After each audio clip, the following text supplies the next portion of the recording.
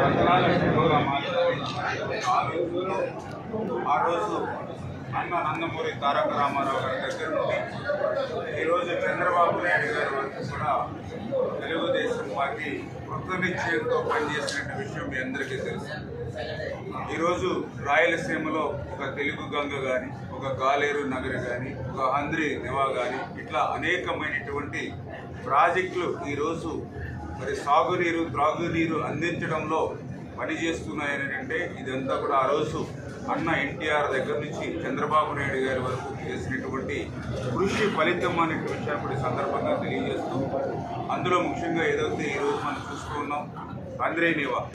ఇది ఆసియాలోనే అతి పెద్దగా మరి పొడవైనటువంటి ఎత్తిపోతల పథకంగా ఉన్నటువంటి విషయం.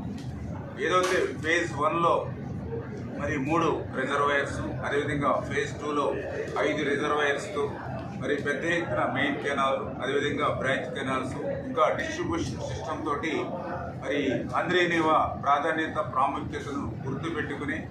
ఆ రోజు తెలుగుదేశం పార్టీ కూడా పెద్ద ఎత్తున దీన్ని పూర్తి చేయడానికి మరి పనిచేసిన విధానాన్ని కూడా ఈ సందర్భంగా మనం గుర్తుపెట్టుకోవాలని చెప్పి తెలియజేసుకుంటూ, మరి ఏదైతే ఈ యొక్క హంద్రి నివాకు సంబంధించి మనకు ఏదైతే ఇప్పుడు ఈ యొక్క మాల్యాల దగ్గర నుంచి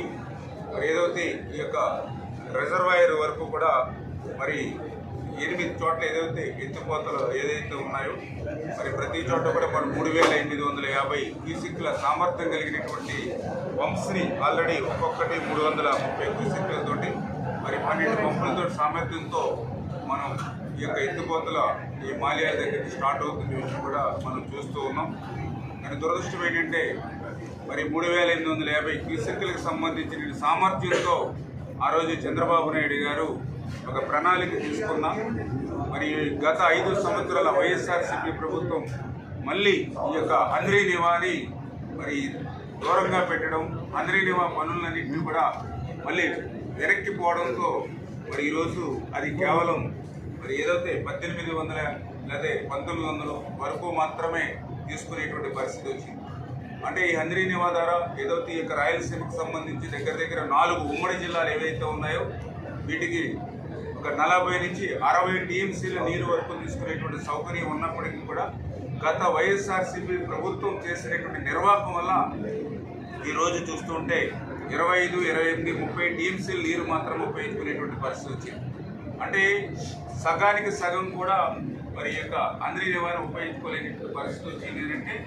ఇది ఆ జగన్ చేసినటువంటి పాపం, ఆయన యొక్క పనుల యొక్క శాపం ఈరోజు మనందరం కూడా అనుభవిస్తున్నటువంటి పరిస్థితి దుస్థితి. అందుకే ఈరోజు ఏదైతే చంద్రబాబు నాయుడు గారు ఇచ్చినటువంటి ఆదేశాల ప్రకారం రాయలసీమకు మళ్ళీ ఏదైతే ఈ యొక్క కృష్ణా నదిని పెద్ద ఎత్తున మరలించి మళ్ళీ ఆ రాయలసీమలో ఉన్నటువంటి ప్రతి ప్రాంతానికి ప్రతి ఆఖరి ఎకరం వరకు కూడా సాగునీరు అందించాలి, అందరికీ కూడా త్రాగునీరు అందించాలనేది మన ప్రథమ ప్రాధాన్యత అనేటువంటి భావన ఏదైతే చంద్రబాబు నాయుడు గారు ఇచ్చిన ఆదేశాల ప్రకారమే ఈరోజు ఈ రాయలసీమ రావడం. ఈ హంద్రి నివా ప్రాజెక్టుకి సంబంధించి ఏదైతే ఈరోజు మాల్యాల దగ్గర నుంచి ఏదైతే ప్రారంభమవుతుందో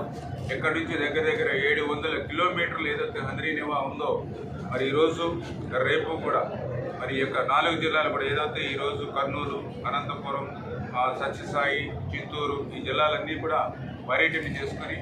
ఈ హంద్రి నివాను గత ప్రభుత్వం చేసినటువంటి తప్పులు ఏవైతే ఉన్నాయో, నిర్లక్ష్యం ఏదైతే ఉందో, నిర్లిప్తత ఏదైతే ఉందో దాన్ని సరిదిద్ది మళ్ళీ హంద్రి నివా ప్రస్తుతం ఏదైతే 3850 క్యూసెక్ల సామర్థ్యం ఏదైతే ఉందో దాన్ని ఉపయోగించుకునేటువంటి విధంగా ఎంతో త్వరితగతంగా మనల్ని పనులు పూర్తి చేయాలనేటువంటి ఆలోచనతో మరి అవన్నీ కూడా ప్రణాళికలు సిద్ధం చేసి నెక్స్ట్ సీజన్కి అంటే ఇప్పుడు ఎంత అయితే వాటర్ని మనం తీసుకోగలుగుతున్నామో దానికి డబల్ వచ్చే సీజన్ కల్లా ఇవ్వాలనేటువంటి ఆలోచనతో పనిచేసేటువంటి క్రమంలోనే ఏదైతే మా ఉన్నతాధికారులు కానీ మేము కానీ చంద్రబాబు నాయుడు గారు ఇచ్చిన ఆదేశాల ప్రకారం ఇక్కడ ప్రత్యేకమైన దృష్టి పెట్టమని కోరిన మీదటే ఈరోజు ఇక్కడికి వచ్చి ఈ యొక్క ఏదైతే ఈ యొక్క హంద్రి నివాని అన్నింటినీ కూడా పరిశీలన చేస్తూ ప్రణాళికలు రచిస్తున్నామని చెప్పి తెలియజేసుకుంటూ, అదేవిధంగా ఏదైతే ఇప్పుడే చెప్పాం రాయలసీమకి తెలుగుదేశం ప్రభుత్వంలో న్యాయం జరిగితే మరి వైఎస్ఆర్సీపీ ప్రభుత్వంలో మరి తీవ్రమైన అన్యాయానికి గురైనటువంటి పరిస్థితి. ఎందుకు చెప్తున్నామనంటే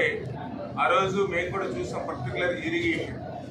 ఆంధ్రప్రదేశ్ రాష్ట్రంలో ఆ రోజు 2014, 2019 5 సంవత్సరాల తెలుగుదేశం ప్రభుత్వంలో మొత్తం బడ్జెట్ 5 సంవత్సరాల బడ్జెట్ ఆ రోజు మాకు 7 లక్షల కోట్లు ఉంటే అందులో మేము ఓన్లీ ఇరిగేషన్కి 72,000 కోట్ల రూపాయలు మేము పెట్టేటువంటి పరిస్థితి. తర్వాత ఏదైతే 2019, 2024 జగన్మోహన్ రెడ్డి 5 సంవత్సరాల్లో ఆయనకి 12 లక్షల కోట్ల మొత్తం బడ్జెట్ ఉంటే అందులో ఆయన ఇరిగేషన్కి పెట్టింది కేవలం 49,000 కోట్లు మాత్రమే. దయవుంచి మీ ద్వారా కూడా ప్రజలందరూ కూడా ఆలోచించాలి. 7 లక్షల కోట్ల బడ్జెట్ ఉన్నప్పుడు మేము 72,000 కోట్లు పెట్టాము. ఆయన 12 లక్షల కోట్ల రాష్ట్ర బడ్జెట్ ఉంటే ఆయన పెట్టింది 49,000 కోట్లు మాత్రమే ఇరిగేషన్ శాఖ. ఆ 49,000 కోట్లలో కూడా మళ్ళీ ఖర్చు పెట్టింది ఎంత అంటే కేవలం 31,000 కోట్లు మాత్రమే. ఆ 31,000 కోట్ల వైసీపీ పనుల ఖర్చులు కూడా చూస్తే అందులో మళ్ళీ సగం వాళ్ళ అవినీతికి సరిపోయినటువంటి దుస్థితి. అందుకే గత 5 సంవత్సరాల ఇరిగేషన్ పాపాలు, గత 5 సంవత్సరాలు ఇరిగేషన్లో చేసినటువంటి లోపాలు ఈరోజు మనకి శాపాలుగా వెంబడిస్తున్నటువంటి పరిస్థితి. ఈరోజు ఎక్కడ చూస్తున్నా కూడా 5 సంవత్సరాలు ఏ బ్యారేజీకి కానీ, ఏ ప్రాజెక్టు కానీ, ఏ రిజర్వాయర్ కానీ, గేట్లు కానీ, షట్టర్స్ కానీ, రోప్స్ కానీ కనీసం మెయింటెనెన్స్ మాట నుంచి కనీసం క్రీజు కూడా పెట్టనటువంటి పరిస్థితి, దుస్థితి గత 5 సంవత్సరాల్లో మనం చూసినటువంటి స్థితి. అన్నమయ్య లాంటి ప్రాజెక్టు కొట్టుకుపోతే మరి దగ్గర 8 ఊర్లు తుడిచిపెట్టుకుపోతే దగ్గర 52 మంది మరి ఆ రోజు మరి చనిపోతే కనీసం ఆ రోజు ఉన్నటువంటి రాష్ట్ర ముఖ్యమంత్రిగా కనీసం అడుగు పెట్టి ఆ రోజు వాళ్ళని పరామర్శించడానికి దగ్గరికి రానిటువంటి పరిస్థితి ఆ రోజు మనం చూసాము. కానీ ఈరోజు ఒక ప్రజాప్రభుత్వం, ఒక ఎన్డీఏ ప్రభుత్వం ఉంది. గత ప్రభుత్వం చేసినటువంటి తప్పులతోటి ఈవేళ ఏదైనా అటువంటి ఫ్లడ్స్ కానీ, ఏదైనా అటువంటి ప్రమాదం ఏర్పడితే ఈరోజు ముఖ్యమంత్రి కూడా ఎట్లా పనిచేస్తూ ఉన్నాడు. మొన్న ఏదైతే విజయవాడ మరి కృష్ణానదికి వరదలు పొంగి పొర్లితే మరి 10 రోజులు బస్సుల్లో పడుకొని మరి 10 రోజుల్లో మళ్ళీ అక్కడ ఉన్నటువంటి పరిస్థితులన్నింటినీ కూడా ఏ రకంగా ముఖ్యమంత్రి చక్కదిద్దారో మనందరూ కూడా చూస్తూ ఉన్నాం. అంటే ఒక ప్రజా ప్రభుత్వానికి మరి ఏదైతే రాక్షస ప్రభుత్వానికి ఉన్నటువంటి తేడా అదే ఒక ఉదాహరణ అని చెప్పి తెలియజేసుకుంటూ మరి అందులో భాగంగా ఏ రోజైతే పర్టికులర్గా రాయలసీమ కూడా